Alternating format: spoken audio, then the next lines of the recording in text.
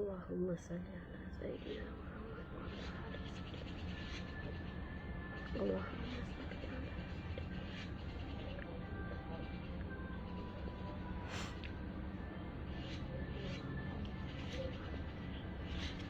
Bismillahirrahmanirrahim. Allahumma salli ala Sayyidina Muhammad wa ala ali Sayyidina Muhammad. Allahumma salli ala Sayyidina Muhammad wa ala ali Sayyidina Muhammad. Allahumma salli ala Sayyidina Muhammad wa ala ali Sayyidina Muhammad. Bismillahirrahmanirrahim. Bismillahirrahmanirrahim. Allahumma salli ala Sayyidina Muhammad wa ala ali Sayyidina Muhammad. Bismillahirrahmanirrahim. Bismillahirrahmanirrahim. Bismillahirrahsyafi. Bismillahirkafi. Bismillahirmu'afi. Bismillahillazi la yadurru ma'asmihi syai'un fil ardi wa la fis sama' wa huwa sami'un alim. Bismillahirrahmanirrahim. Bismillahirrahmanirrahim. Assalamualaikum warahmatullahi wabarakatuh. Terima kasih yang boleh masuk live pagi-pagi ni. Saya tahu ramai yang busy waktu pagi. Dan saya semalam saya minta maaf, saya terpaksa tutup phone saya sekejap. Terlampau banyak mesej masuk. Dan saya yang tak sempat reply dah. Ada yang dah berbulan tak sempat langsung. Itu bermakna maafkan saya di atas kekurangan masa saya. Masa saya seperti orang lain juga, iaitu 24 jam. Dan banyak juga kegunaan harian saya yang saya pakai, termasuk perkara-perkara yang wajib ke atas saya sebagai umat Nabi Muhammad SAW. Bismillahirrahmanirrahim. Pagi ni kita baca doa sikit. Bismillahirrahmanirrahim. Kita baca bahasa Melayu ya, supaya mudah melekat dekat dalam hati nurani kita.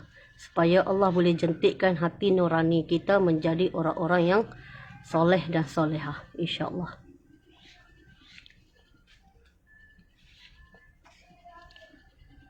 Bismillahirrahmanirrahim.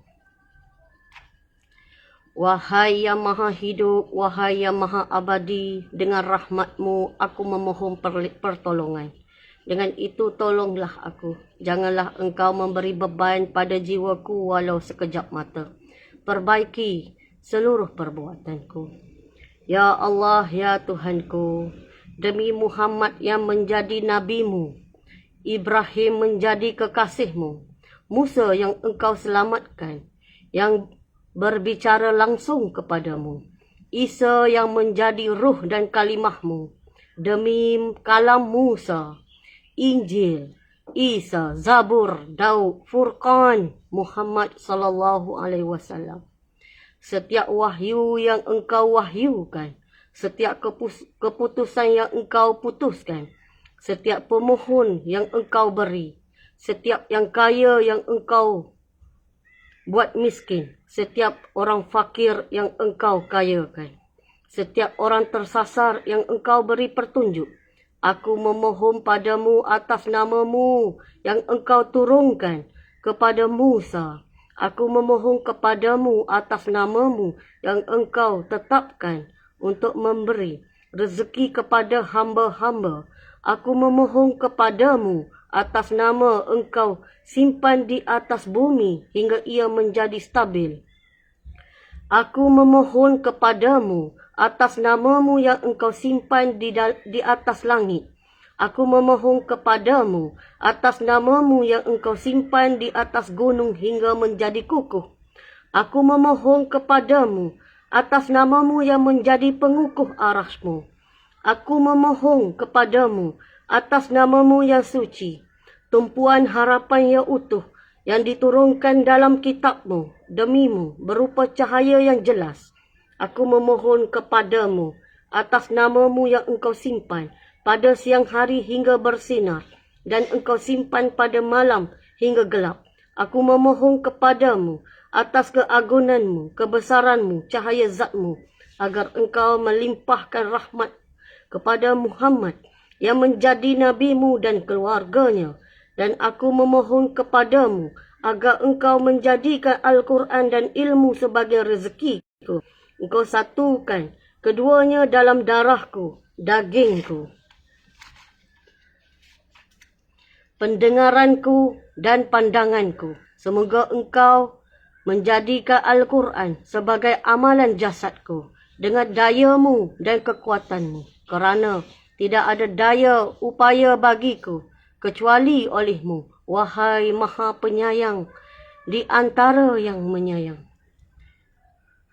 Wahai nur langit dan bumi, yang memperindahkan langit dan bumi. Wahai pejagat langit dan bumi. Wahai pencipta langit dan bumi. Wahai pemilik keagungan dan kemuliaan.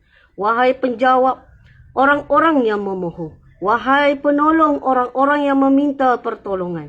Wahai puncak kesenangan orang-orang yang mencinta. Wahai zat yang melenyapkan kesukaran orang-orang yang susah. Wahai pemberi dorongan kepada orang-orang yang patah semangat.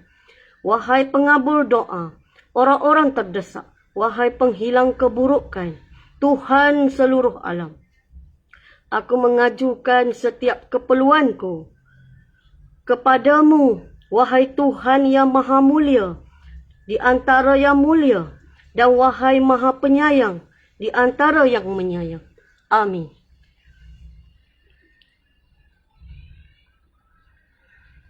Minta tolong share pagi-pagi supaya orang lain dapat melihat dan belajar berdoa dengan seikhlas hati supaya kita dapat memahami kehendak kita di dunia untuk capai apa urusan yang kekal kita di akhirat, insya-Allah.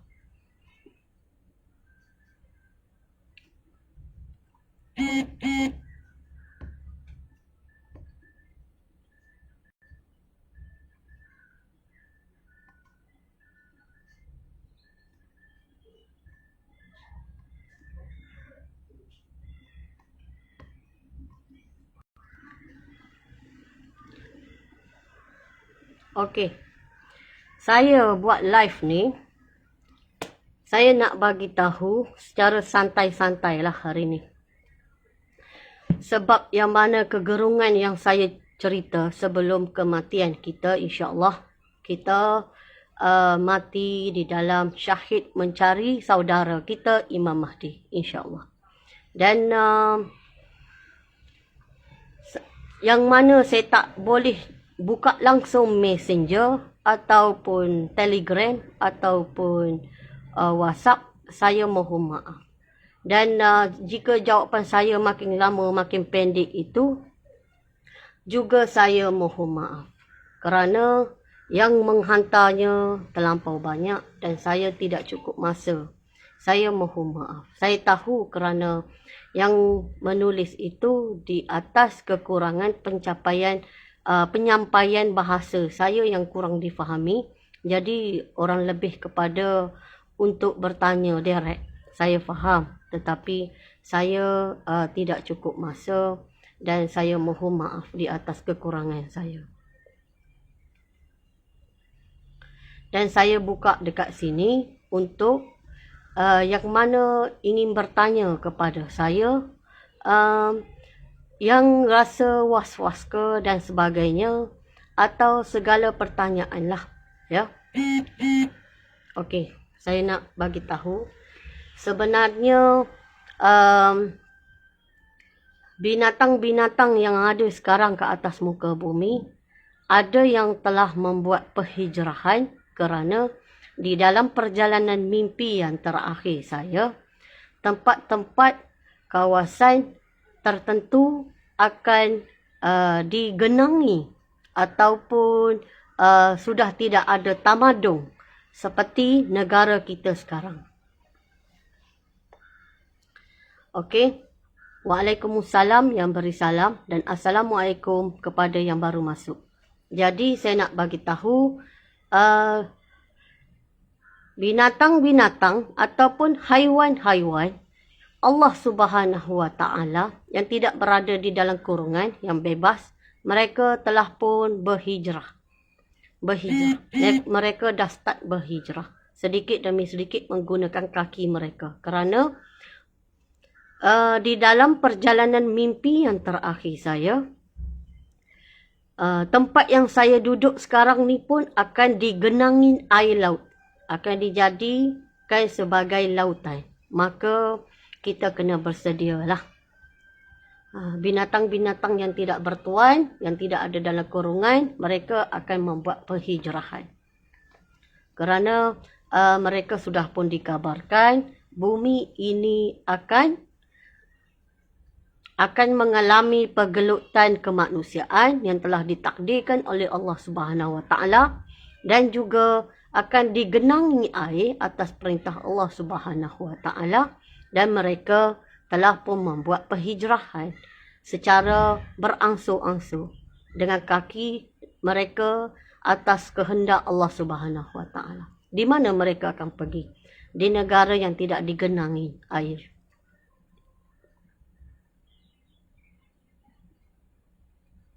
Negara kita hanya nampak boleh ukur pada ketinggian Gunung Kinabalu. Gunung Kinabalu yang berada di Sabah hanya nampak sebuah pulau sahaja. Begitu juga Banjaran Titiwangsa hanya nampak pulau panjang sedikit. Yang lain semuanya tenggelam menjadi lautan.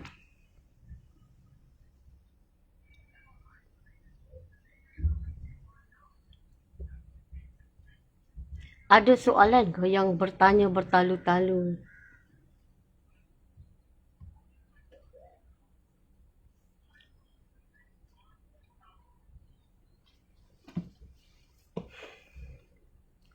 Okey.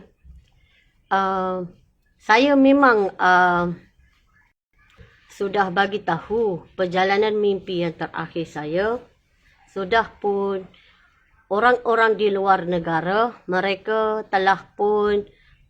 banyak telah pun menghubungi saya. Ada yang berada di Arab Saudi, ada yang berada di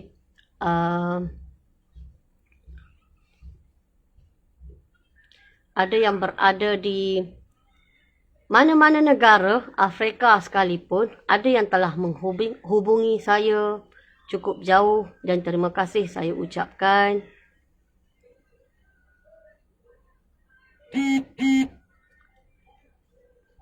Macam yang saya bagi tahulah, negara yang tidak tenggelam tadi itu di negara Arab. Iaitu di negara Arab.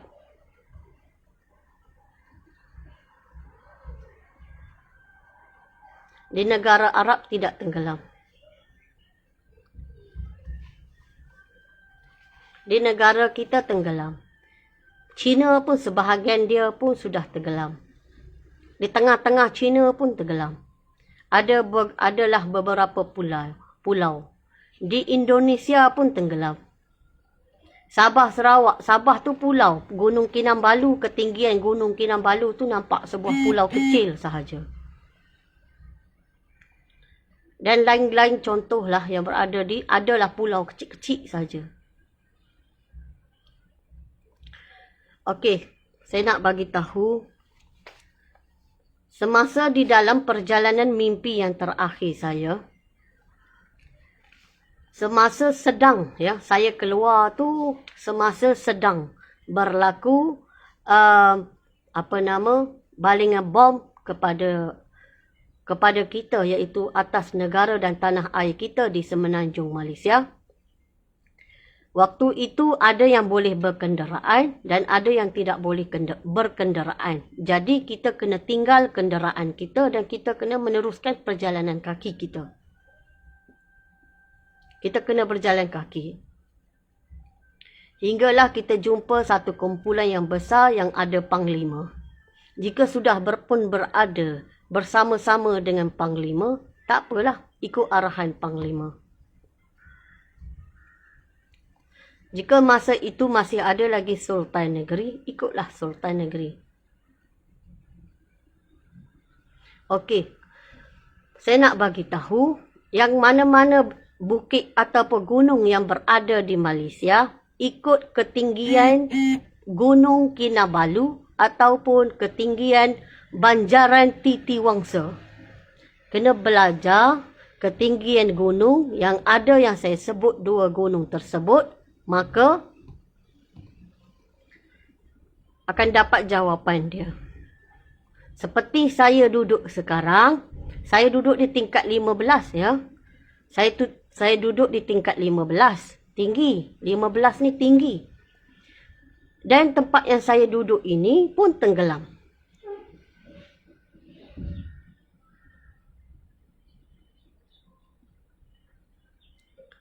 Tak nampak apa, bumbung pun tak nampak.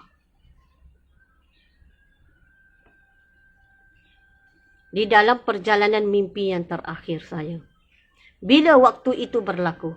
Setelah saya meninggal di atas gunung berbatu yang tinggi sambil menadah tangan untuk permudahkan urusan akhirat kita semua.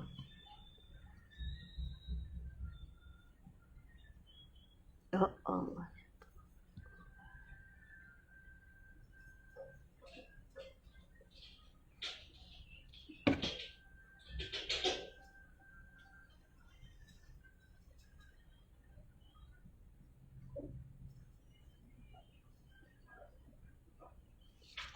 Saya pernah mimpi bangunan tinggi di Ipoh runtuh, gunung runtuh, empangan pecah dan banjir pun berlaku. Saya telah diselamatkan oleh seorang lelaki berpakaian putih tapi menutup muka.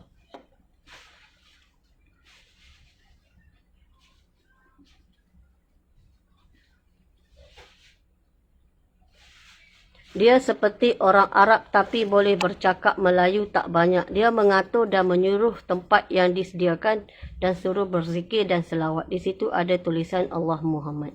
Di situ pemuda tadi bersama kawan-kawan dan ramai di situ. Okey, kat sini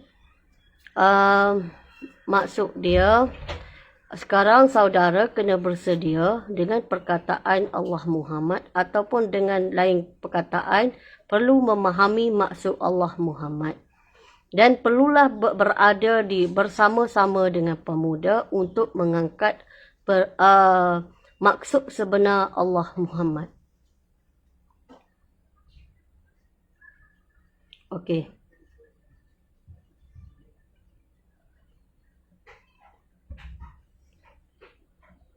Saya ingin memberitahu, jika kita sakit, kita pergi hospital, niat kita perbetulkan kerana Allah Subhanahu Wa Taala. Saya juga tidak mampu menghuraikan Panadol pun. Saya pun sakit pergi hospital. Dan ketiga-tiga anak saya semuanya ambil cucuk.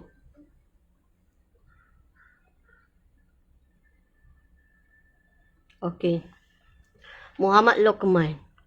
Nanti perjalanan tu ikut jalan raya ke atau ikut hutan melalui pergunungan, sebab akak ada cakap kita sedikit naik kenderaan. So confuse sikit, kenderaan yang mana boleh lalu ikut jalan bukit. Okey. Di dalam perjalanan mimpi yang terakhir saya, dekat sini, dekat Shah Alam ni, saya keluar time huru-hara, bermakna kawasan banyak dah pecah. Saya keluar semasa itu nak keluar daripada Shah Alam ni, memang kena berjalan kaki. Ya, kena berjalan kaki. Tidak boleh keluar dengan kereta. Jalan-jalan semua kena bom. Tak boleh lalu dengan kereta yang ada 4 tayar. Yang ada 4 tayar dan memang tak kuat. Jika kita naik Ford ataupun Hilux ataupun mana-mana lah jenis lasak, mungkin boleh. Tetapi jika kereta itu tidak lasak, memang tak gerak. Tak gerak. Sebab jalan-jalan semua dah kena bom. Jadi kita kena jalan. Jadi sebahagian itu dulu saya memang jalan. Barulah saya akan naik trak tentera dan sampai ke tempat selamat. Dan ada kawasan juga, trak tadi pun akan ditolak. Kerana apa? Kerana ada sangkut-sangkut dia. Dan kita kena berjalan lagi. Berjalan dan guna kaki. Sampai seterusnya dan seterusnya. Macam itulah. Jadi kita tidak boleh guna imajinasi kita, buat macam confused. Kita ni macam ni lah, macam ni. Sebenarnya apabila kita diuji malapetaka sebesar ini, kita tidak boleh memikirkan kesenangan kita lah. Kita kena bersedia dari segi mental kita, fizikal kita. Dan kita kena tahu ujian ni datang kepada kita untuk menguji kita ni berserah diri ke tidak kepada Allah Subhanahu Wa Taala. Jadi ada masa kita jalan kaki, ada masa kita berkenderaan. Saya tidak ada kenderaan waktu tersebut di Shah Alam yang begitu lasak, tak ada. Jadi kawasan saya ni dah memang kena bom, tak boleh nak lalu dengan kereta. Tetapi sewaktu tersebut, di bawah kepimpinan nombor 8 dan juga nombor 3, mereka datang ya dari sini. Datang dari sini, yang mana-mana tersangkut di bandar Selangor, Kuala Lumpur akan diajak keluar dengan cara jalan kaki ataupun menaiki kenderaan. Apa-apa saja. Kebanyakan para wanita macam saya yang dah besar ni ataupun dah memang tak larat dah.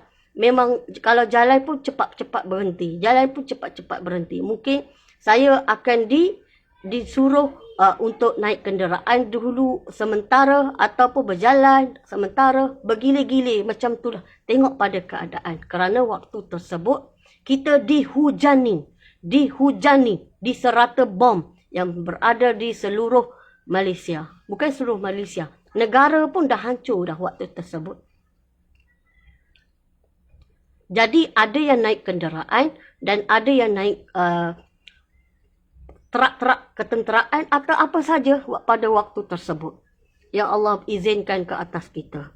Jadi kita masa itu, kita satu-satu yang kalau kita nak tahu ya, perjalanan kita ni, kita tengok dan kita kaji balik kesan-kesan peperangan yang berada di dunia sekarang. Jika kita tengok kesan-kesan peperangan pada waktu tersebut, boleh tak pakai kenderaan? Ada yang tak boleh pakai kan? Jika tak boleh pakai, kena jalan kaki kan? Itulah maksud dia. Jika kita kena melintasi sungai ke dan sebagainya, kita kena melintasi sungai. Sebab tu kita kata, kita kena lebih kepada persediaan mental kita. Kata yang paling tepat, kita kena cari orang alim supaya kita ni berada dalam faras redha.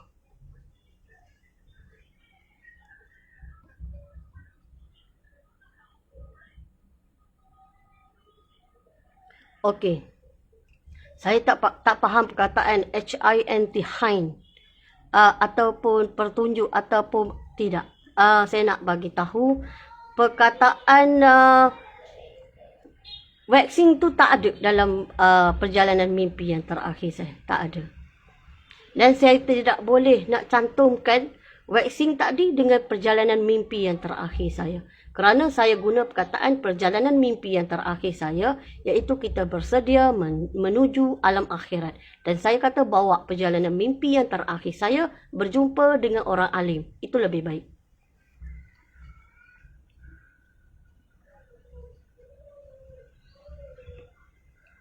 Okey, KLCC runtuh. KLCC runtuh. Satu bangunan dia runtuh dan patah.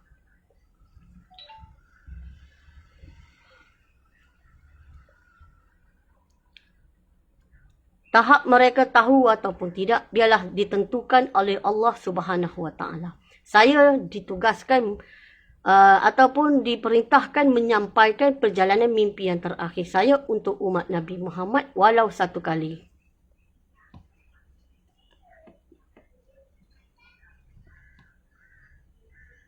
Okey. Di dalam perjalanan mimpi yang terakhir saya, Irwan Wahyudi, dalam perjalanan apa yang terjadi pada Israel? Semasa kita sampai daripada perjalanan kita masuk ke Syria dan akan boleh masuk kepada Israel, semasa kita pergi mereka dah hancur. Dah hancur. Cuma tempat-tempat Masjid Al-Aqsa dan tempat-tempat rintihan-rintihan ataupun dengan kata lain, tempat-tempat rumah-rumah ibadat orang Kristian, okey. Tetapi banyak kawasan dekat sana hancur. Dan jalan-jalan mereka pun hancur juga.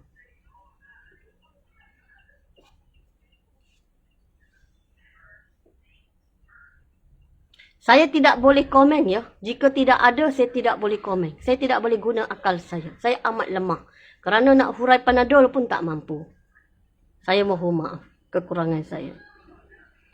Waalaikumsalam warahmatullahi.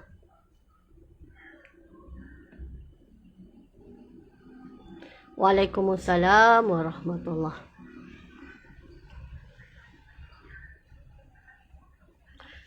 Okey, Anis. Anis, ya. Mana tadi?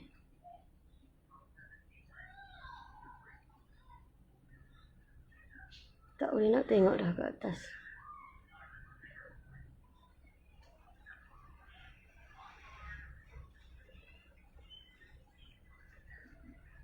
Kenapa tak ditengok sampai atas ni?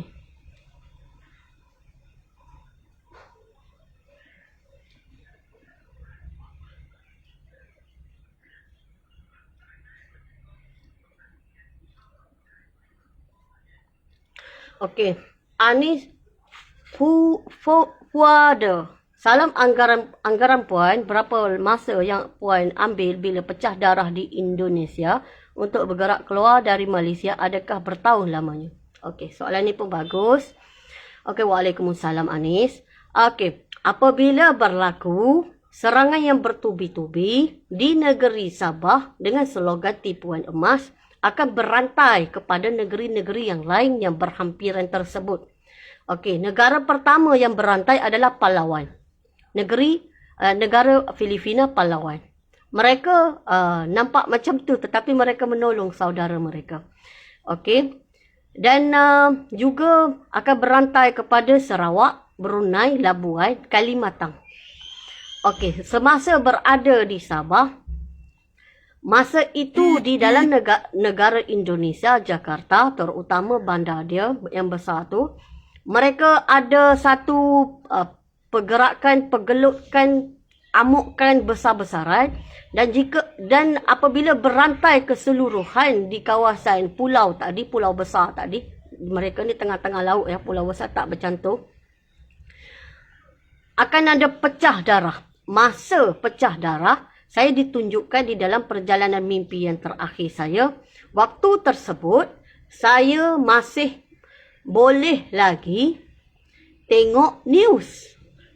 Tapi bukan di TV ya, di telefon. Boleh tengok lagi news.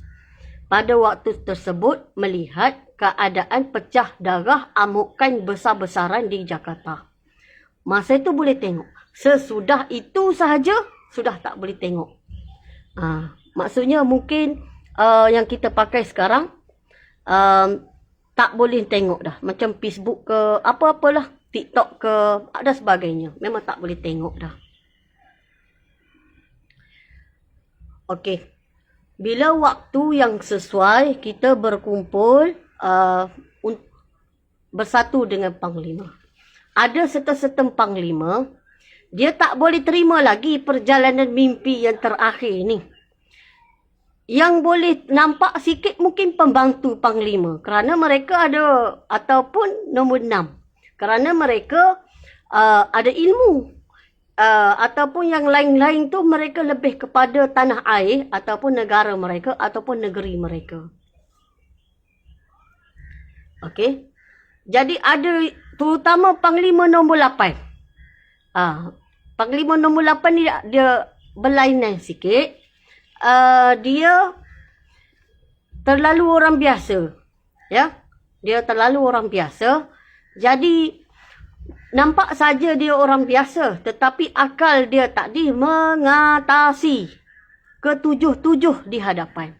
Kebijaksanaan dia. Ini diperlihatkan di dalam perjalanan mimpi yang terakhir. Dia boleh menguasai dengan sekejap sahaja peta.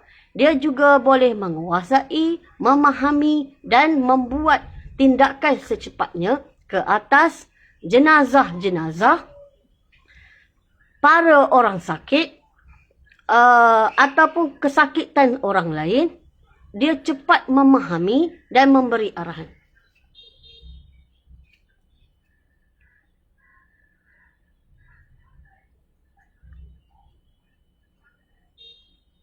Mana tadi dah terlepas dah. Cepat sangat naik.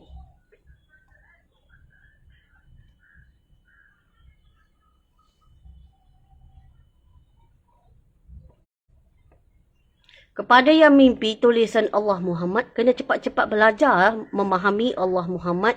Kena ada guru.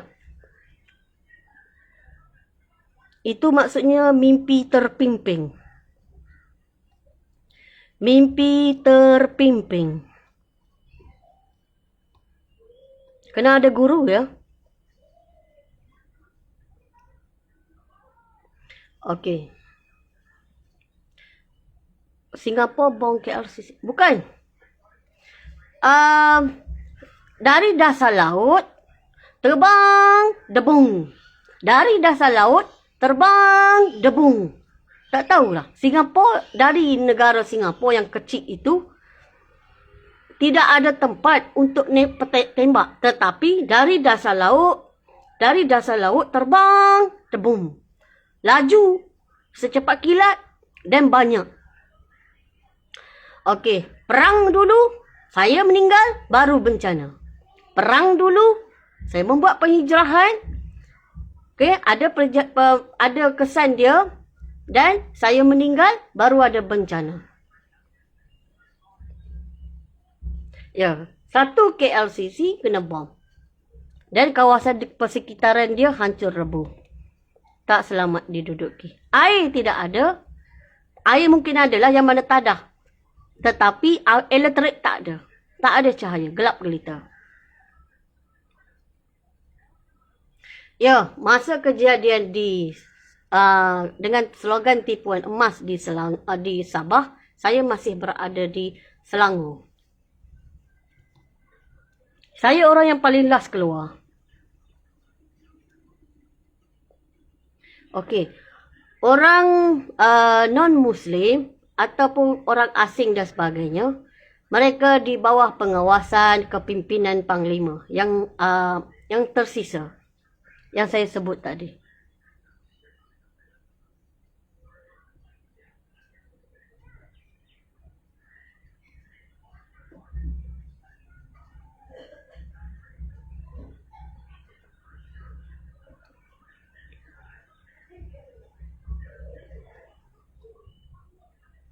Waalaikumsalam warahmatullahi. Okey, bandar Gua Musang dan juga satu jalan dia runtuh. Jadi nak menghubungkan Gua Musang kepada Pasir Mas dan sebagainya, tak boleh lalu kenderaan. Kena lalu ikut bukit. Jadi masa berlaku detang-detang tu, kena cepat-cepat keluar.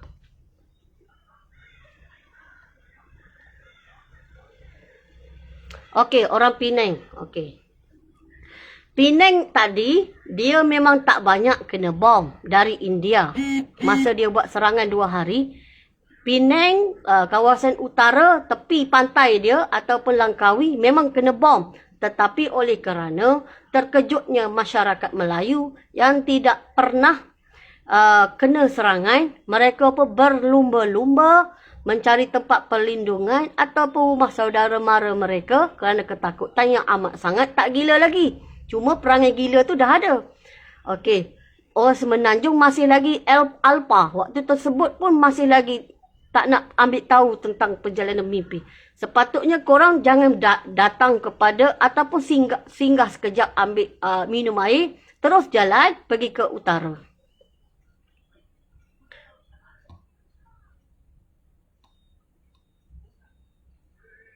Okey, berapa peratus rakyat Malaysia mati kena bom? Saya nak bagi tahu yang keluar tadi, tidak lebih pun saya rasa rakyat Malaysia dalam 10 juta. Selebihnya ada yang stay dekat Malaysia dan ada yang dah meninggal dunia. Masa tu mati kena bom. Jadi kita kena niat mencari Imam Mahdi saudara kita kerana Allah Subhanahu Wa Taala melalui sekarang. Niat hari-hari, niat sampai Allah terima kita. Jangan lupa solat dan berzikir, ingat Allah Subhanahu Wa Taala. Cari tok guru.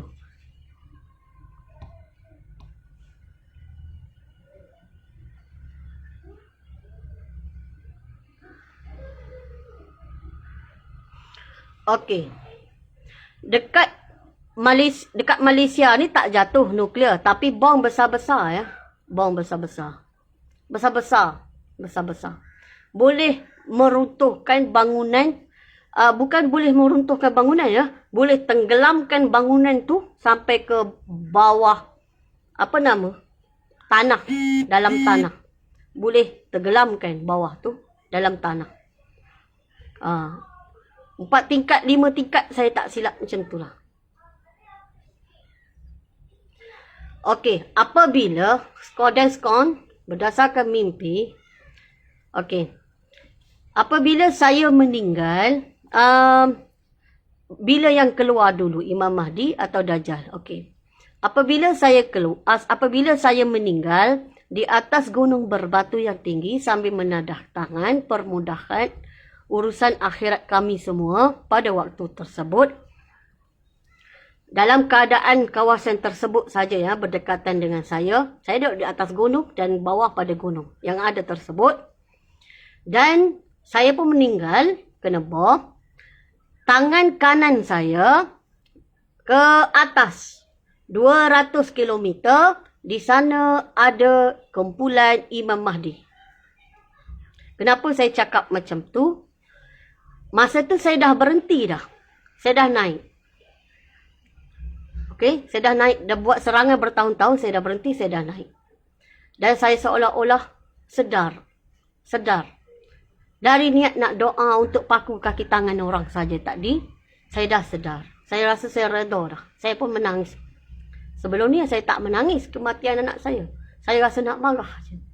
Jadi, saya menangis. Apabila saya menangis, saya naik ke atas. Dan apabila dialog antara nombor 1, dia ada berdekatan dengan saya. Nombor 2 pun ada berdekatan. Dia kata, Kak Ratu, kita dah terkepung. Saya pun cakap, dah nak buat macam mana? Dah takdir kita. Allah dah tetap dah. Jadi masa tu kami pun berdoa dekat Allah. Terima akan qada dan qadar kematian. Tak lama kami pun tengok ke bawah. Dan kami meninggal dulu kot sebab saya tengok dan keadaan saya yang tengah angkat tangan, air mata saya menitis, jatuh ke bukit. Dan maksudnya saya tak kena lagi api daripada pengeboman yang besar tadi, tak kena lagi. Saya tengok titisan tadi, lepas tu saya sujud. Tak lama Allah pun hempas bumi. Hempas. Mana-mana bangunan melebihi pokok kelapa yang saya pernah panjat waktu tersebut, semuanya Allah runtuhkan. Seluruh dunia. Tak kira lah. Ais di kutub ais, Allah hancurkan semua.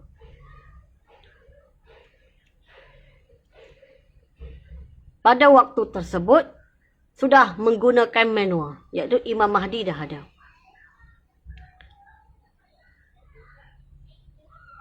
Imam Mahdi dah ada.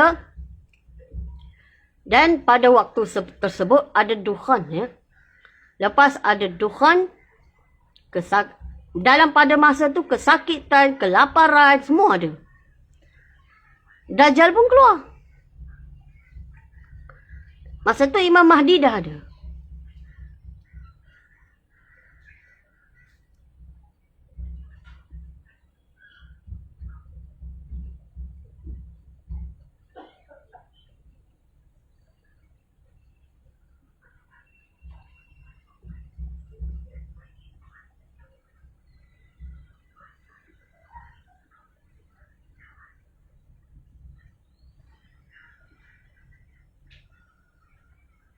Saya dah jawab ya. Nik Nur Azlina.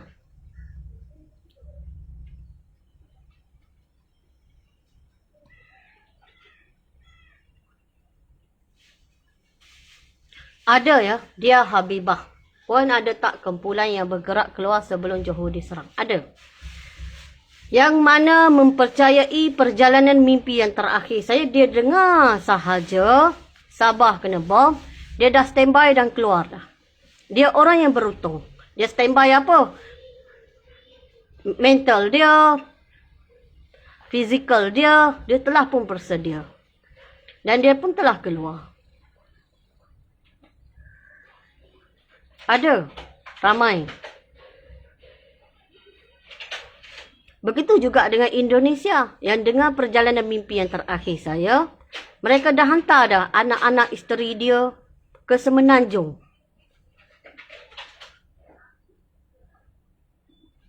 Okey, Muhammad Syafiq. Jika tidak percaya, jangan ambil tahu. Abaikan. Jika tidak percaya, jangan ambil tahu.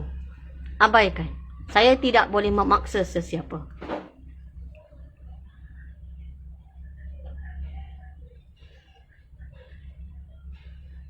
Okey.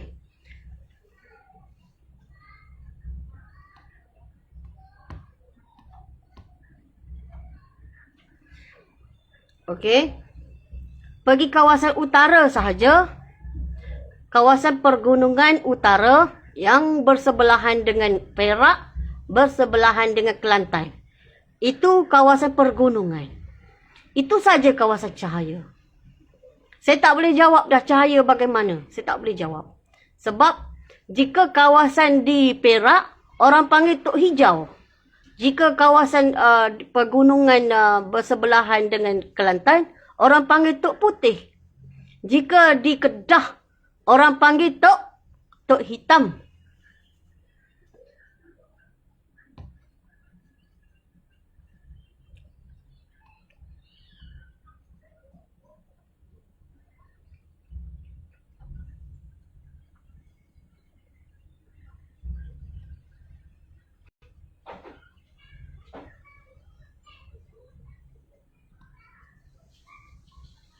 Okey, Aina Nadia Razali. Siapa yang uruskan mayat-mayat yang meninggal? Daripada di bawah kepimpinan Panglima nombor 8. Bermakna, walaupun saya orang kata saya orang paling last, tapi di bawah kepimpinan Panglima nombor 8, mereka tetap meneruskan, menguburkan, mencantumkan atau yang sakit usuh.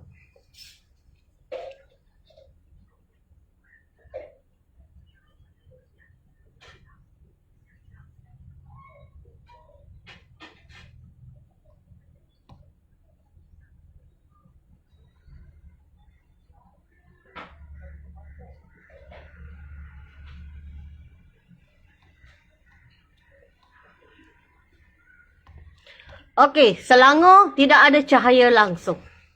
Saya boleh nak bagi tahu Selangor, Kuala Lumpur, Putrajaya, kawasan Johor. Pendek kata Johor tu 98%. Kalau Kelantan tu boleh lagi lah 85%. Boleh lagi macam tu. Sebab dia sebelahan dengan Perak, sebelahan dengan Kedah, dia masih lagi ada tempat-tempat yang boleh. Okey. Tetapi di Johor, minta tolong keluar. Di dalam perjalanan mimpi yang terakhir saya.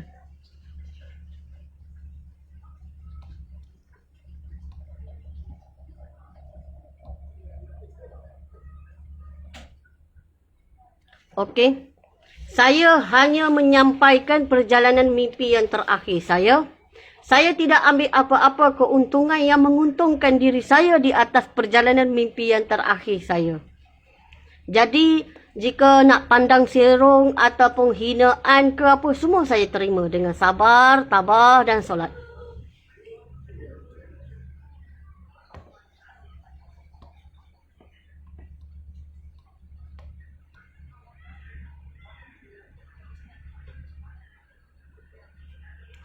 Okey, Rozana alias. Apabila terjadinya peristiwa tersebut, dan sekarang telah pun mendengar perjalanan mimpi yang terakhir saya, bawa mimpi saya ni, pergi jumpa orang alim. Jumpa orang alim. Tak boleh berjumpa orang alim, call. Kena kejar orang alim sekarang. Kena kejar. Tak boleh buat sombong lah ya. Kena kejar mereka sekarang.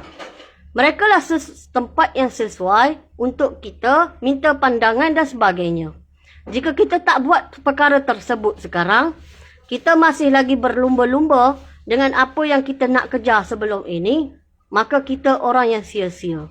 Tak mustahil jika berlaku perkara yang saya bagi tahu, mungkin kita di antara orang yang paling gila. Jadi kena carilah. Suziliati Samsudin. Apabila berlaku dukhan, Ini tangan kamu, ni jari-jari kamu. Ni dukhan ya. Kamu duduk kat luar. Ni dukhan. Ni tangan kamu, ni jari-jari kamu. Kamu nak tengok jari yang dekat biji mata ni pun kamu tak nampak. Nak tengok jari sendiri pun tak nampak.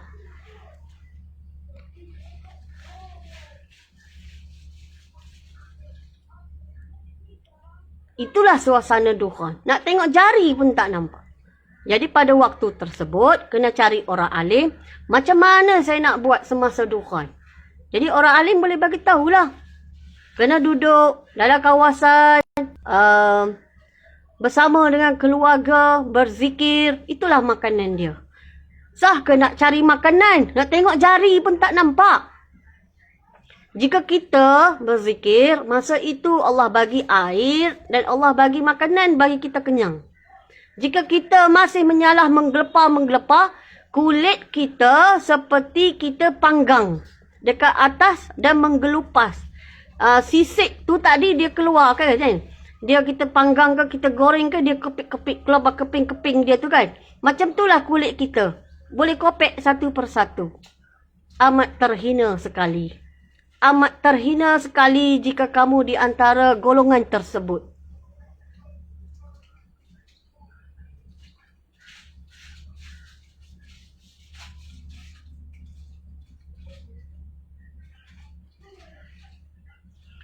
Okey, apabila Langkawi kena bom saja, jangan kelang kabut di lautan. Jadi, masa masuk ke tanah air kita di mana-mana, di Kedah ke apa kan yang berdekatan, pergi kawasan yang berdekatan bersama. Contoh kawasan yang saya kata di pergunungan di antara Perak, Kedah dan Kelantan.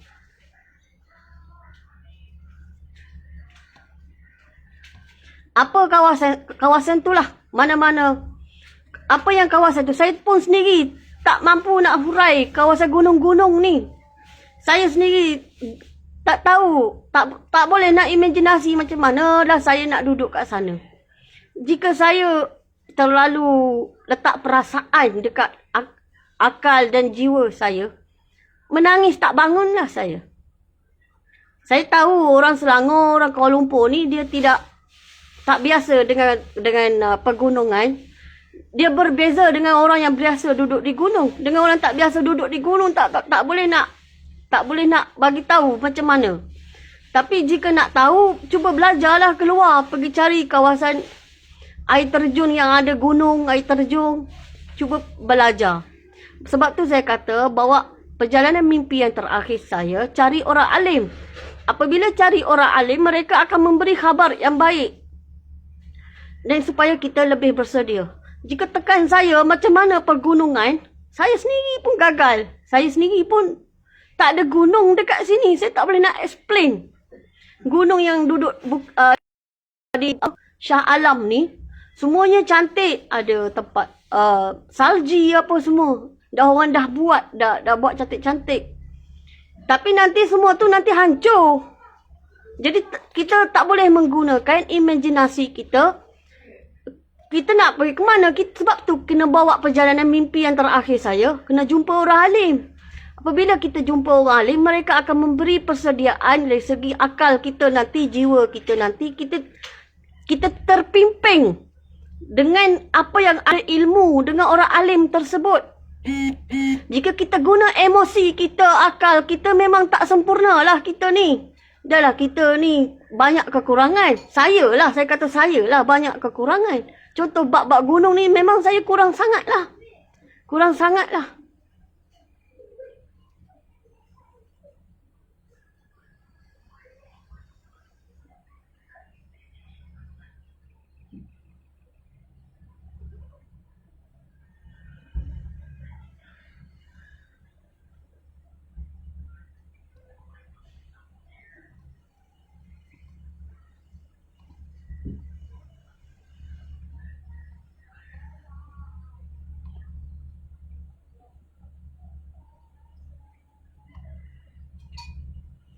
Saya ada bos hari ni dekat rumah. Bos sedang makan. Jika nak tahu bab gunung, nanti saya suruh dia bagi ceramah lah. Sebab dia memang orang gunung. Duduk dekat dengan gunung. Dia memang expert. Saya memang tak expert. Saya tak boleh nak cakap apa pun. Menangis dah saya. Tak tahu nak cakap macam mana. Ikut je lah. Yang mana bagi arahan waktu tersebut, kita ikut. Sebab tu saya kata, saya tidak memimpin apa-apa.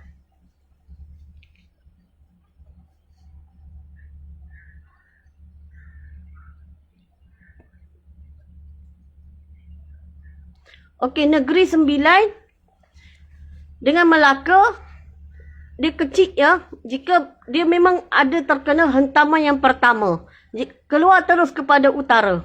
Keluar terus kepada utara. Jika dah memang niat tak nak keluar, nak buat macam mana? Jika dah memang terkena bom waktu tersebut pun, nak buat macam mana? Hanya Allah sajalah tempat kembali.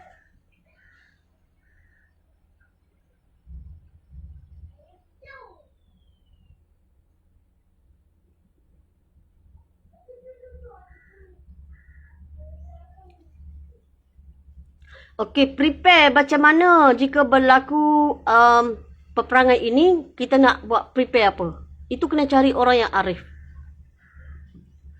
Kena cari orang arif.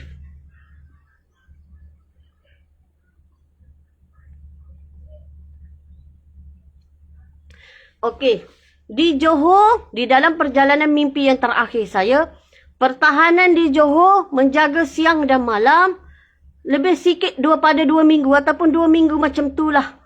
Ya, saya anggarkan macam tu lah. Kita boleh menepis siang dan malam. Boleh menepis siang dan malam. Lepas itu, berangsur-angsur. Kita dah tak ada ni senjata nak tembak. Benda peluru ni terbang jatuh ke tanah air kita dari laut.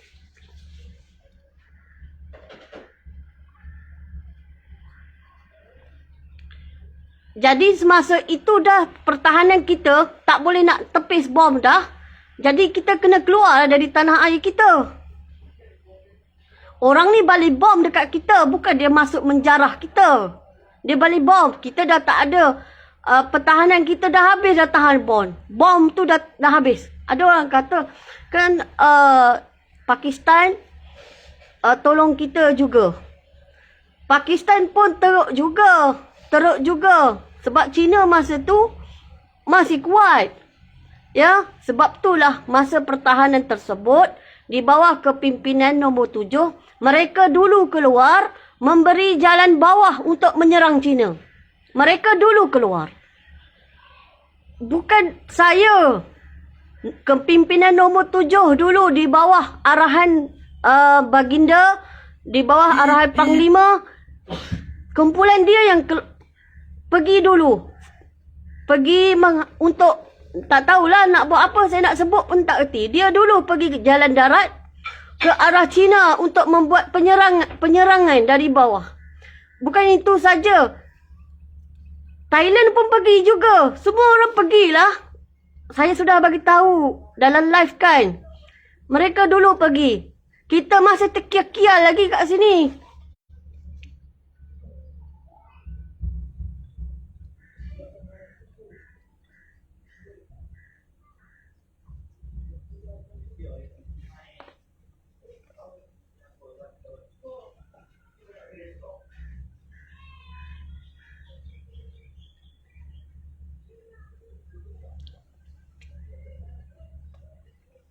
Nampak tak?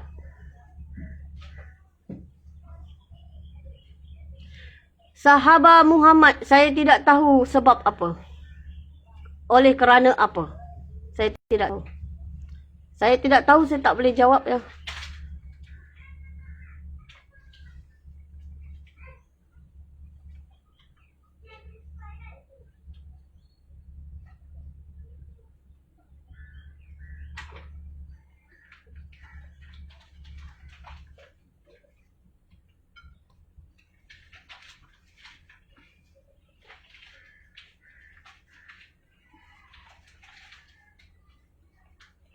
Okey, tidak ada pesawat untuk terbang ya waktu tersebut. Masa di Sabah lagi tidak ada pesawat.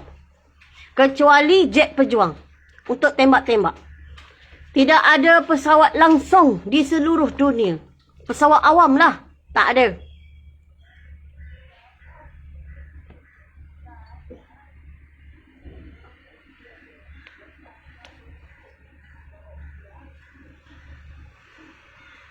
Sebab tu saya cakap, kena cari kumpulan. Sama-sama. Kena buang sikap kita. Iri hanti, hasad dengki, khianat, pembelot. Kena buang semua tu. Kena cuci. Pergi cari orang alim. Bersatu padu.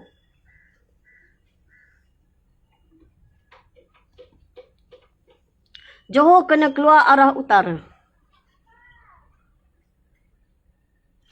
Tak payah tunggu saya orang paling last. Kawasan saya tu banyak budak-budak. Banyak budak-budak. Ataupun orang yang berkeluarga ke belakang sebab sejauh 7 kilometer. Dan di bawah Ustaz Zakir Naik ya, nombor 6 di bawah kepimpinan dia.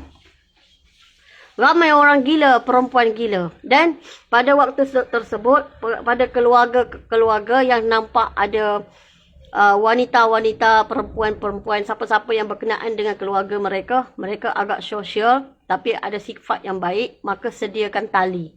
Kerana nanti mereka mungkin terjejas. Akal mereka mungkin terjejas. Jadi boleh ikat mereka. Jika tak ikat teruk, tali. Tali itu penting untuk ikat dia. Masa tu dia akan menjerit-jerit, meronta-ronta.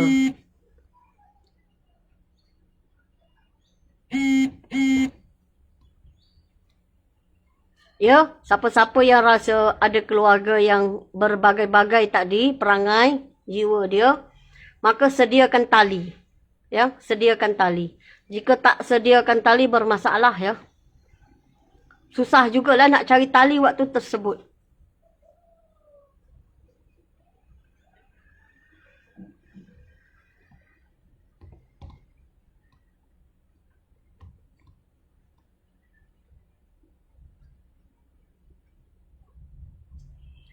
Saya tidak boleh bercerita M. Akmal Akram. Bak gunung saya tak boleh cerita. Saya boleh cakap kawasan itu kerana di dalam perjalanan mimpi yang terakhir saya diperlihat dari atas dan kawasan tersebut tidak ada serangan dan boleh bertahan sedikit. Tetapi sedikit masa. Tetapi kena keluar juga kerana nanti pertahanan kita pecah, mereka akan balik bom racun.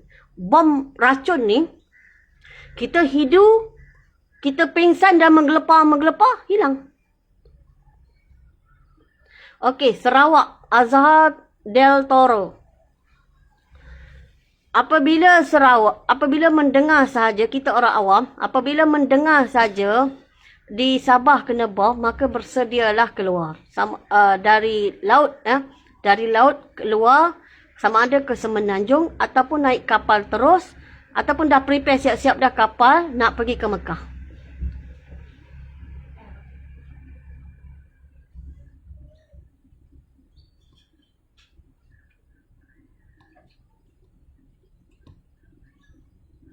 Okey. MYTH. Anda ada saya terkejut tengok wajah anda ya. Jangan letak wajah hantu macam tu ya. Apa nama? Di Pahang ni, tengah-tengah Pahang ada runtuhan besar jatuh ke dalam bumi. Dan Pahang juga bahagian kepentingan dia, negara pun akan dibom dan juga berada di bahagian hadapan pantai akan dibom juga.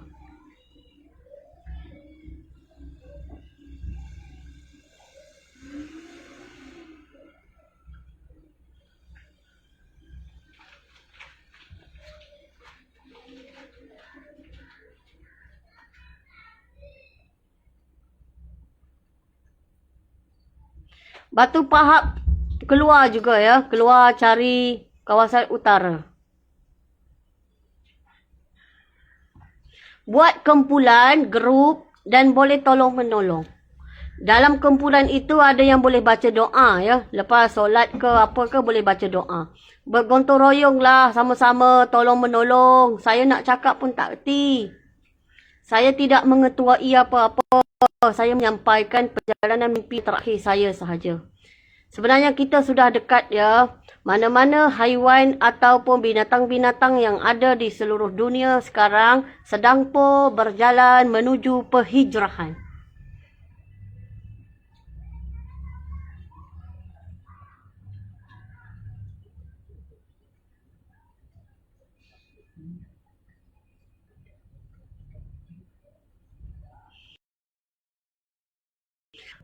Saya Zulfazli Zakaria. Saya jumpa Ustaz Jadian. Ustaz ini menyatakan kepada saya, kamu tak layak jumpa Nabi. Kamu tak layak dapat mimpi seperti ini.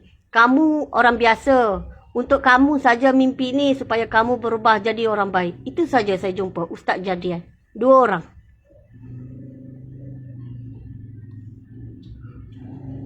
Tapi saya dapat panggilan daripada Syria, daripada Palestin, daripada Oman, daripada Arab Saudi, daripada Dubai, daripada UAE, daripada Yaman dan Afrika sekalipun. Saya dapat panggilan apabila saya menceritakan perjalanan mimpi yang terakhir saya, termasuk Palestin, Gaza. Saya menceritakan perjalanan mimpi yang terakhir saya yang ditranslate kepada orang yang faham bahasa Melayu. Mereka tidak berhenti-henti menyebut nama Allah. Dan mereka pun kata, wahai saudaraku, datang ke Syria. Seluruh Syria ini adalah tanahmu. Wahai saudaraku, seluruh Palestin ini adalah tanahmu. Wahai saudaraku, seluruh tanah di Arab Saudi adalah tanahmu. Datang, datang. Dia suruh saya datang sekarang. Saya terkebil-kebil bercakap dengan dia. Suruh saya datang sekarang.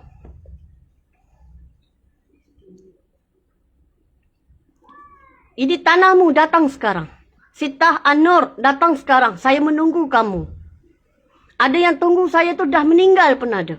Orang alim, janggut pun cantik, muka bersih, penuh dengan cahaya.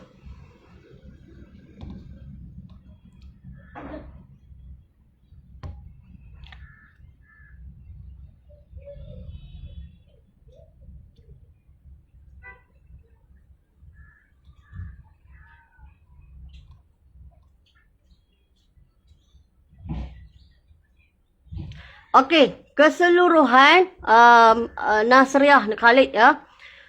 Panglima yang ada 1 hingga 8 orang, termasuk 2 orang pembantu hamba Allah kepada anak cucu Rasulullah tadi. 1 hingga 8 ni cucu Rasulullah ya. Cucu Rasulullah. Sama ada dari Hasan ataupun dari Husain. Dari Saidina Hasan ataupun dari Saidina Husain. Bin Saidina Ali. Ini mereka ni cucu Rasulullah. Dan pembantu-pembantu tadi, apabila di dalam syurga Allah Subhanahu Wa Taala, kerana bantuan mereka, kerana kasih sayang mereka, kerana kesokongan mereka, Rasulullah naik setelah diampungnya umat Nabi Muhammad sallallahu alaihi wasallam. Rasulullah naik dari bawah tanpa peduli kiri kanan. Dan naik terus ke tingkat 5, berjumpa dengan hamba Allah ini, memeluk hamba Allah ini. Ini saya bercakap. Saya bukan Quran ni. Saya bukan Quran. Untuk mengucapkan terima kasih kerana tolong, membimbing, memberi tunjuk ajar, nasihat kepada cucu-cucu dia. Sebab cucu-cucu dia ni ada yang reti, ada yang tak reti. Ada yang tak memahami langsung pun ada. Rasulullah datang kepada mereka, Rasulullah peluk, ucap terima kasih.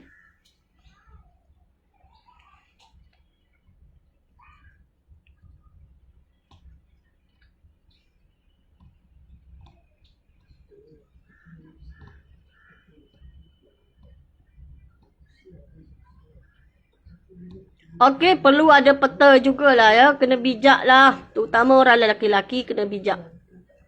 Ya. Itu kelebihan pembantu kepada panglima tadi. Rasulullah datang saja, Rasulullah peluk dia. Mengucapkan terima kasih. Bantu cucu. Cucu anak cucu dia. Ada anak cucu dia yang faham. Ada yang tak faham. Ada yang faham. Tapi tak fahamnya bahasa Melayu sangat. Ada bahasa Nusantara sangat tak faham. Tapi ada cucu dia tak faham langsung. Tak faham. Akhir zaman ni tak faham. Benda-benda apa entah tak faham. Bijak. Tuhan bagi bijak. Tapi tak faham. Tapi mereka menolong. Nombor 9, nombor 10 ni pembantu kepada panglima. Bagi ikut pada nas-nas yang macam mana jika berlaku peperangan tadi. dengan cara bahasa Melayu yang boleh dipahami kepada anak cucu Rasulullah tadi.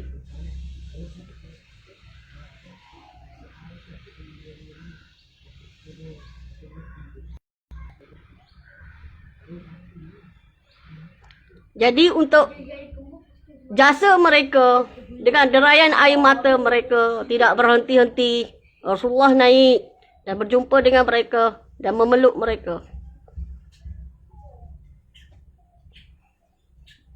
Atas jasa mereka,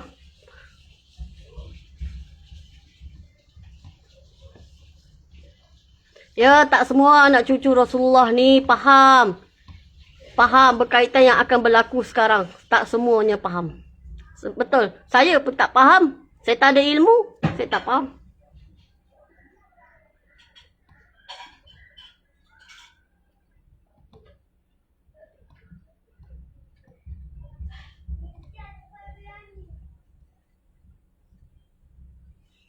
Tapi setiap anak cucu Rasulullah tadi, 1 hingga 8 orang, di bawah kepimpinan mereka, panglima tersebut akhir zaman, mereka mempunyai kelebihan-kelebihan yang Allah telah tetapkan kepada diri mereka. InsyaAllah. Nanti mereka tahulah kelebihan apa.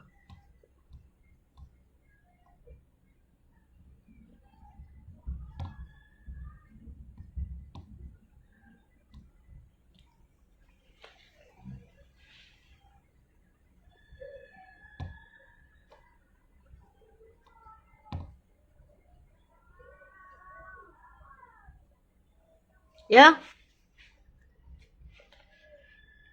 Mereka mempunyai darah yang sama saja. Walaupun mereka tak berapa jelas sekarang. Masih lagi duduk pening lalat. Tapi mereka adalah anak cucu Rasulullah. Kata yang paling tepat, anak cucu Nabi Ibrahim AS. Sebab ini di bawah kepimpinan mereka. Dia adalah panglima akhir zaman. Dan dia pergi sekali nanti.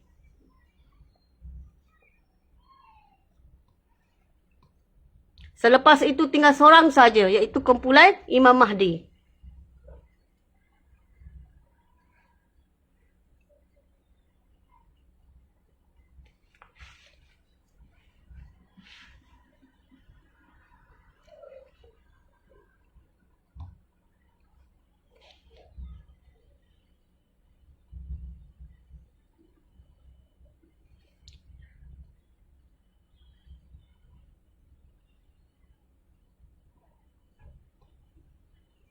Okey, semalam ada orang tanya saya ni pakai nikab. Lah, ada tak ramai yang ikut yang pakai nikab? Okey, saya nak bagi tahu, kita nanti bukan sahaja tutup muka, tutup satu kepala.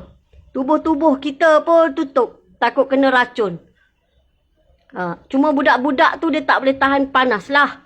Maka dia agak ni. Tapi kita sentiasa basuh mereka dengan air, cuci. Tapi orang tua ni susah jugalah nak basuh kerap. Sebab tu saya kata, bawa perjalanan mimpi yang terakhir saya, kenapa budak-budak sentiasa saya basuh tangan, kaki, semua muka. Kerana takut terkena debu-debu racun yang dah ada. Dan masa itulah kita cuci. Yang orang tua ni, dia kelubung habis. Bukan saja takut habuk, tapi takut racun. Racun daripada bom-bom tadi. Buat kumpulan kawasan negeri, daerah atau taman atau kampung. Lepas tu fikir apa tindakan nak buat. Dalam ramai-ramai tu insya-Allah ada seorang wali. InsyaAllah. Bukan seorang pun 10 ada. InsyaAllah. Jadi, masa buat kumpulan, jangan penuh dengan tipu daya kerana tipu daya itu menyesatkan. Jadi, buat kumpulan dengan sabar dan ikhlas kerana Allah Subhanahu Wa Taala. Jangan ambil perjalanan mimpi yang terakhir saya nak buat satu peristiwa kutip sedekah. Jangan. Ataupun peristiwa ramai-ramai buat perkara yang tidak masuk akal di dalam perjalanan mimpi yang terakhir. Buat bersedia menghadap Allah Subhanahu Wa Taala menuju alam akhirat. dan bersedia bagaimana ataupun anak isteri yang kita rasa mereka tak layak pun duduk nak berperang ke dan sebagainya, nak mengangkat berat-berat, dan boleh juga fikir apa yang terbaik untuk mereka kerana mereka pun lemah.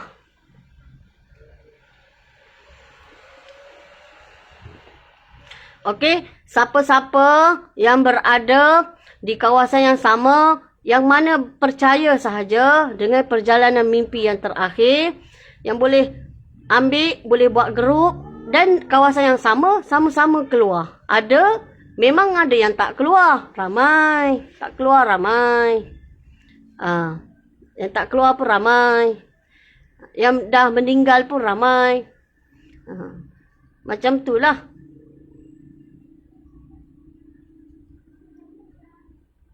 Buat grup, kumpulan supaya tidak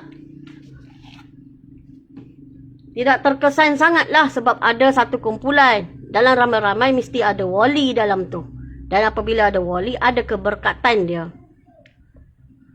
Maka sama-sama berganding bahu, tolong menolong. Jadi perkara ini kita akan rasa selamat, lebih yakin jika ada sesuatu berlaku. Kita boleh sentiasa nasihat dan menasihati, ingat mengingati.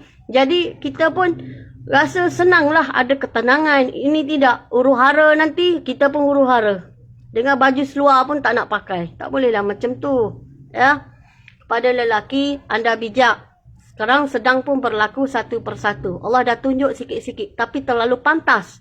Jadi, saya nak bagi tahu mana-mana haiwan ataupun binatang yang tidak berada di dalam kurungan sekarang, mereka yang mana diperintahkan untuk berhijrah, mereka telah pun sedang berhijrah.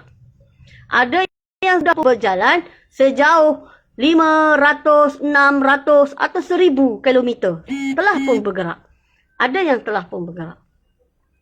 Jadi, kena ambil tahulah apa yang sedang berlaku. Saya jika dapat panggilan dari luar negara, mereka suruh datang. Ambillah, ini harta kamu. Ambil, dia suruh saya ambil. Ini harta kamu. Ini tanah air nenek moyang kamu. Ambillah. Tapi saya kata saya tak boleh pergi sekarang. Saya akan pergi bersama-sama dengan kumpulan-kumpulan yang telah ditetapkan di dalam perjalanan mimpi yang terakhir saya. Memang susah nak perginya. Tapi kita cakap benda betul lah. Itu yang perjalanan mimpi. Kita cakap macam tu lah. Lepas tu dia kata, jika dia tak bersempat berjumpa dengan saya, insyaAllah kita berjumpa di syurga. Sita An-Nur, insyaAllah kita berjumpa di syurga. Dia doakan kepada saya, nanti kita berjumpa di syurga. Dia kata dia tak lama dah. Nanti kita akan berjumpa di syurga. Orang luar negara, apabila dia call, dia memang positif. Bahasa dekat mulut dia ni, Subhanallah, Allahu Akbar, Subhanallah, Allahu Akbar, Alhamdulillah. Ini berita gembira kepada dia. Tapi jika sampai ke orang kita pula, cari tempat selamat, makanan, peralatan, dapat kat dia tak? Dia kata, bila semua berlaku, dia nak rindu, dia nak pergi syurga dah. Dia dah rindu dah. Dan dia suruh saya pergi cepat-cepat ke sana. Dia suruh saya pergi. Dia tunggu. Ini rumah dia ni, rumah kamu. Rumah kamu. Ini tanah air kamu. Kamu datang sini. Pening saya. Lagi pening saya. Jadi, itulah saya boleh bagi tahu. Saya tak pandai nak cakap banyak. Apa yang dia cakap, saya cakap macam tu lah.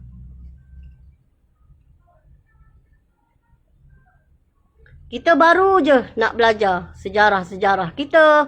Kita baru je nak hafal surah-surah. Mereka dah ready dah nak syahid.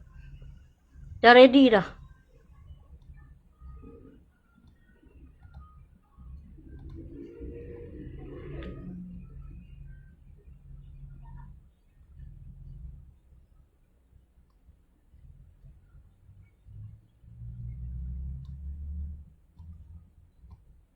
Saya tidak tahu binatang apa dah buat penjerahan. Tetapi saya nak bagi tahu.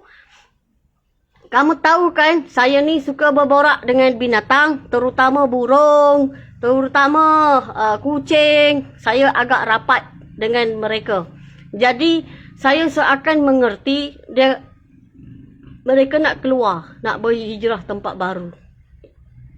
Yang mana diperintahkan oleh Allah Subhanahu Wa Taala, mereka nak keluar. Dan banyak dah binatang-binatang dan mereka tahu nanti akan tenggelam. Sudah diperintahkan oleh Allah Subhanahu Wa Taala dan mereka pun keluar.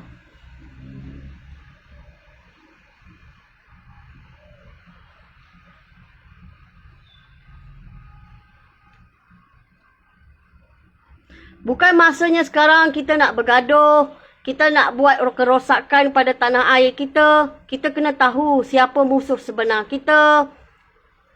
Kita kena bersedia, lebih bersedia. Bawa perjalanan mimpi yang terakhir. Saya pergi cari orang alim. Ya, pergi cari orang alim.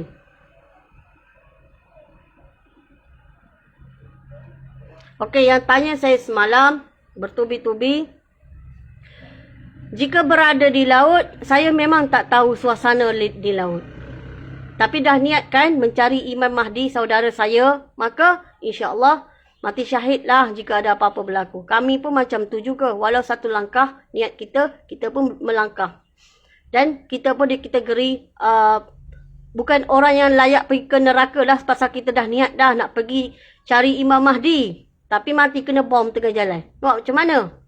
Dan masa mati kena bom tadi, semasa berlaku, kita dah, orang yang diberi pilihan oleh Allah, mereka tengok di langit dan mereka telah pun nampak pintu syurga telah pun dibuka.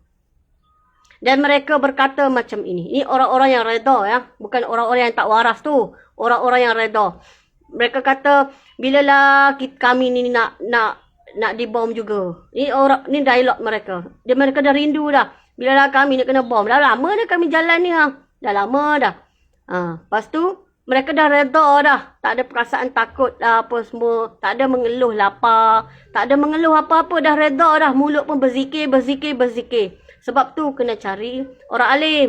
Ya, pertama kena cari orang yang boleh membimbing hati kita, akal kita, mulut kita, mata kita, pendengaran kita. Apabila kaki dan tangan kita, apabila kita mendekati orang-orang yang warak ni, orang-orang yang alim ni, keduniaan kita sudah tiada. Jadi apabila tiada, bermakna kita dikategori orang-orang yang layak ke syurga Allah Subhanahu Wa Taala.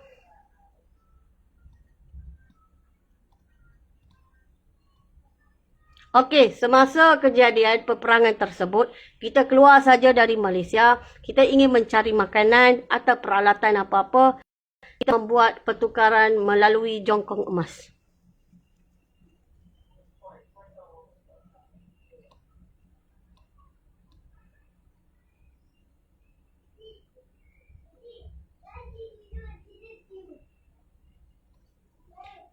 Tolong buat grup yang mana percaya dengan perjalanan mimpi yang terakhir, bersedia itu menuju alam akhirat itu lebih baik. Yang mana tak berapa percaya, masih lagi dengan arus perdana keduniaan mereka, tinggalkan mereka.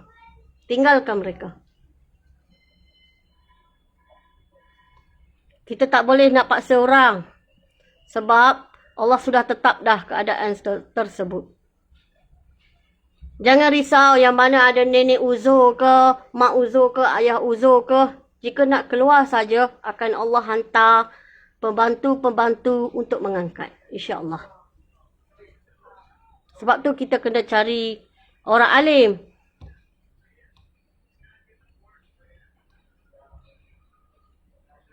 Semua ni tak ada dalam kepala. Kata-kata mempunyai akal yang, orang kata apa?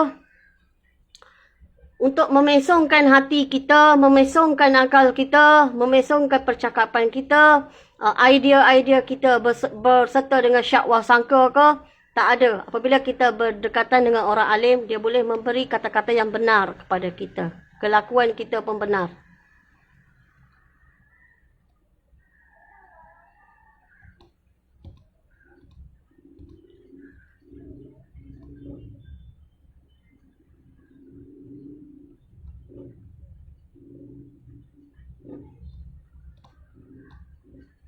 Ramai lagi orang alim kat Malaysia ni, insya-Allah.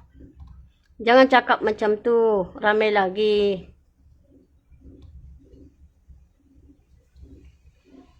Ya, kena cari guru-guru yang dekat dengan Allah Subhanahu Wa Taala, dampingi mereka.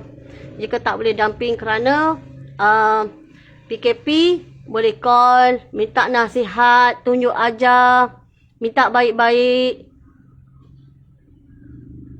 Minta baik-baik, ikhlas. InsyaAllah, semua ni senang saja. Orang alim ni, dia tidak sombong. Dia baik. Dia ikut apa yang Nabi buat. Dia ikut. Jadi yakinlah.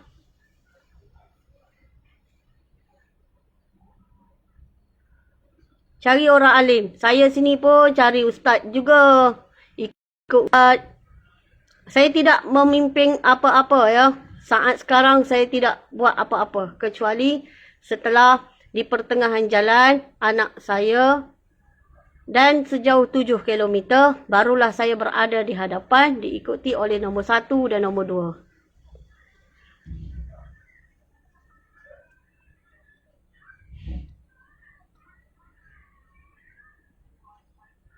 Soalan dia, sakit bau.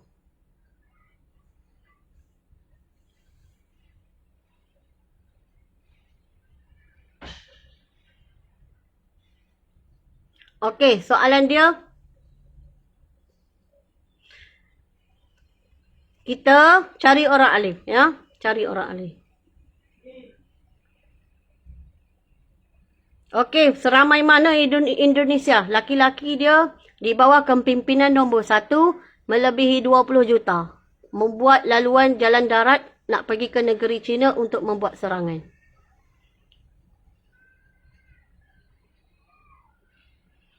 Jika tempat tu boleh lalu dengan basikal, via Sofia. Jika tempat tu boleh lalu dengan basikal, lalulah dengan basikal. Jika tak boleh lalu dengan basikal, pikul basikal tu pula. Jika sayang, jika dah tak boleh nak mengangkat, nak buat macam mana? Tapi jika dah ada lori waktu tersebut, okey, bagus. Sebab saya tengok banyak lori yang berpagar. Lori yang berpagar. Banyak barang boleh letak.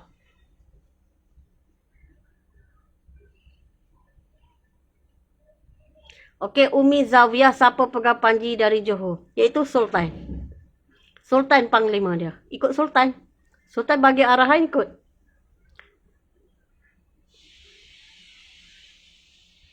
Panglima nombor 5 dia. Saya nak bagi tahu panglima nombor 5 ni penyayang sangat.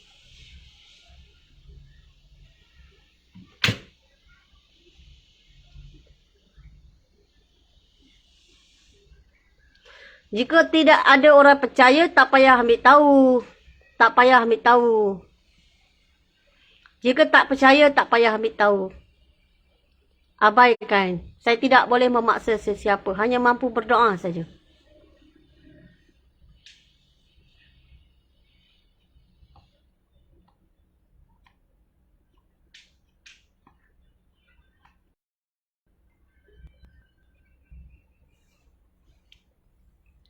Yang mana ada kawasan tersebut yang mempercayai perjalanan mimpi yang terakhir saya.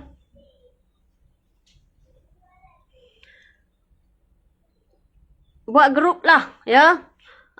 Sarah Chan.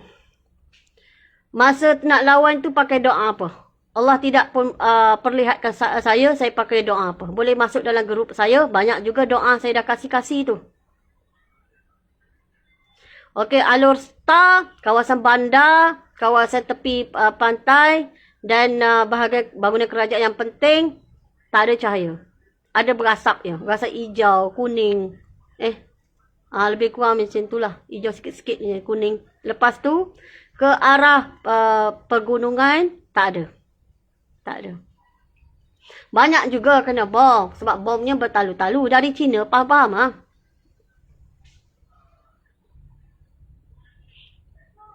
Okey.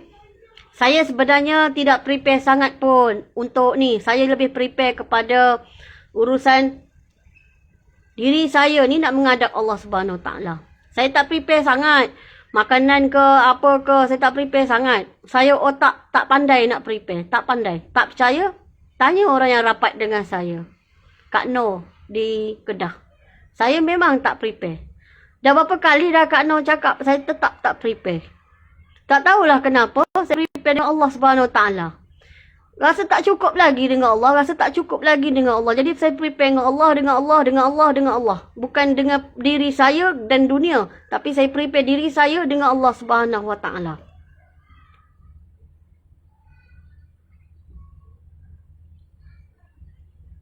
Macam yang saya bagi tahu, kita duduk dalam Malaysia, makanan kita banyak. Cuma dekat luar aje.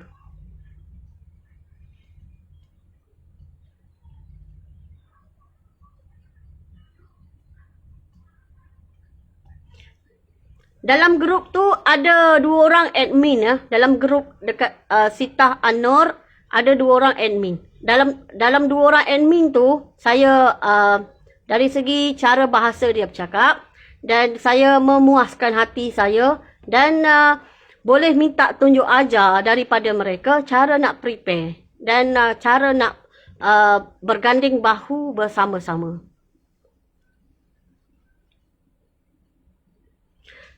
Okey, Selangor ni keluarlah. Saya pun keluar.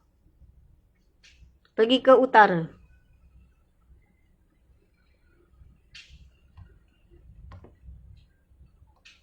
Okey. Aina Nadia Razali. Solat tadi, kita ada ketua laki-laki dan mereka yang memberi tunjuk ajar kepada kita. Keadaan situasi. Memang solat. Jangan kata tak solat. Yang pergi tu semua yakin kepada Allah Subhanahu Wa Taala. Semua solat.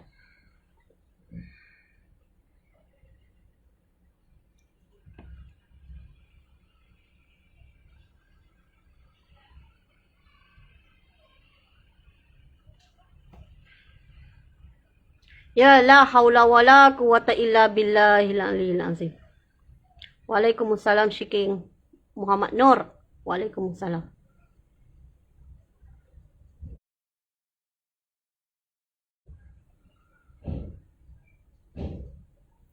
Orang Sabah Irwan Wahyudi, orang Sabah, jika berlaku serangan, jika tak boleh nak tepis bom, keluarlah cari tempat yang selamat, sama ada di air atau pergi negara yang ada panglima, iaitu Brunei. InsyaAllah dia akan tolong.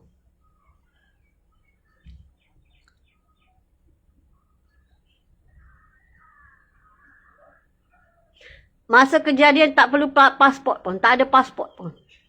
Tempat cek pasport pun dah hancur. Okey. M. Akmal Akram. Saya tidak boleh komen mimpi Muhammad Kasim. Saya minta maaf. Mohon maaf. Ya. Semasa kejadian di suatu tempat, saya masih lagi memegang kucing ya. Tetapi terlampau ramai orang gila, tekan saya, lari habis. Dan saya nak mencari abang, saya kata tak payah cari, kucing tu lebih kuat daripada mu.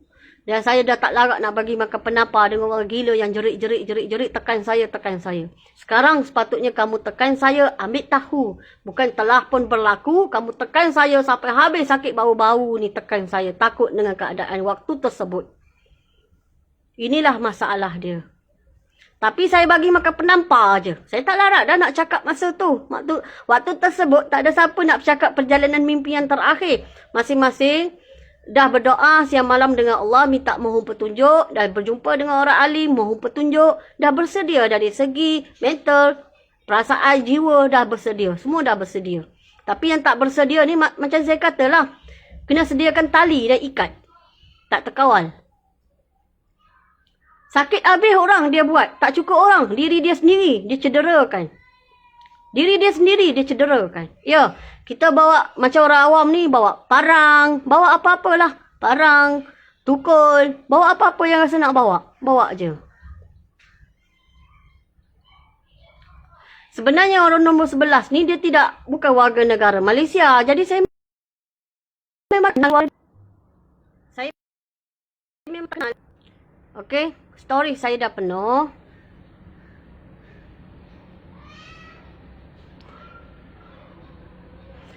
Jumpa saya ni tak apa penting sangat sebenarnya. Saya orang biasa saja. Tapi sebab saya dah bagi tahu semua dah dekat dalam live ni. Ya. Lagipun zaman sekarang zaman PKP. Saya nak mengelak daripada fitnah. Satu, kena tahu surat kerajaan kita tak boleh ada perjumpaan apa-apa.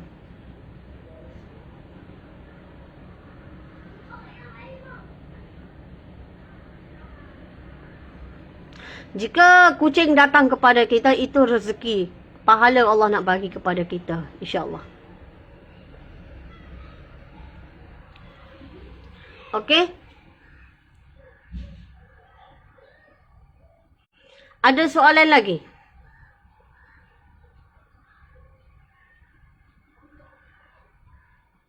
Saya sendiri pun tak pandai memanah, Irwan Wahyudi. Sekiranya ada yang pandai memanah, itu adalah kelebihan diri dia. Lama dan Brunei hancur lebur.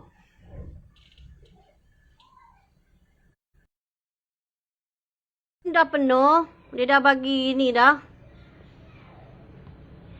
Saya rasa saya dah banyak jawab soalan tadi ya. Dan saya memang tak boleh buka sangat kat Messenger. Terlampau penuh dekat Messenger. Saya mohon maaf atas kekurangan saya. Dan juga dekat WhatsApp pun saya terlampau banyak. Saya jawab 80 yang masuknya 300, 400. Tak tahu lah saya nak jawab macam mana pun saya tak tahu. Allah saja yang boleh selesaikan masalah ni. Begitu juga dengan Telegram. Saya tak tahu nak cakap macam mana, terlampau banyak. Dan ini kekurangan saya. Jika urgent sangat seperti orang yang berada di luar negara, mereka akan call saya. Mereka akan call saya. Cari orang alim dia, bawa perjalanan mimpi yang terakhir saya. Saya dipaku mimpi pada satu malam, 1 hari bulan 11 tahun 2019. Dan dalam satu malam, saya dipaku mimpi. Nama mimpi ini ialah perjalanan mimpi yang terakhir. Mimpi itu bermakna dunia. Perjalanan dunia yang terakhir. Kita semualah. Saya juga diperintahkan menyampaikan walau satu kali kepada umat Nabi Muhammad SAW. Telah saya buat. Saya cuba huraikan sedikit demi sedikit. Ini saya cerita pasal dunia. Sebenarnya pasal dunia ni sikit aja masa dia sebenarnya. Paling lama disirat. Paling lama disirat. Duduk dalam neraka lalu dan depan neraka tu bolehlah lebih kurang lah. Tapi paling lama disirat. Ataupun paling lama ulang-alik di tangga syurga Allah Subhanahu Wa Taala.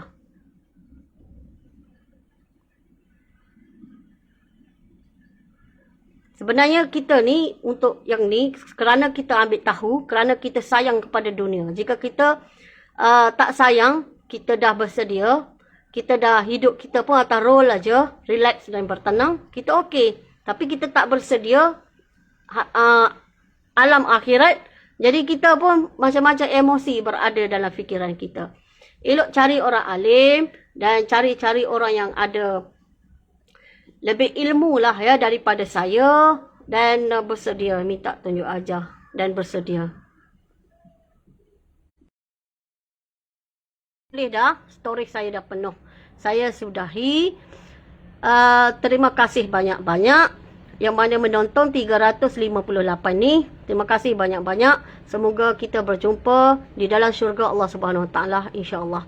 Terima kasih banyak-banyak. Saya tak sempat berkali nak baca doa kerana story saya terlampau penuh dah. Okey.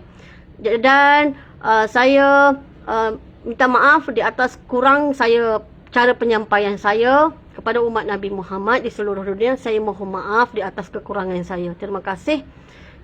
Semoga kita berjumpa di dalam syurga Allah Subhanahu Wa Taala. Kita doa yang baik-baik, kita dapat yang baik-baik insya-Allah. Okey. Assalamualaikum warahmatullahi wabarakatuh.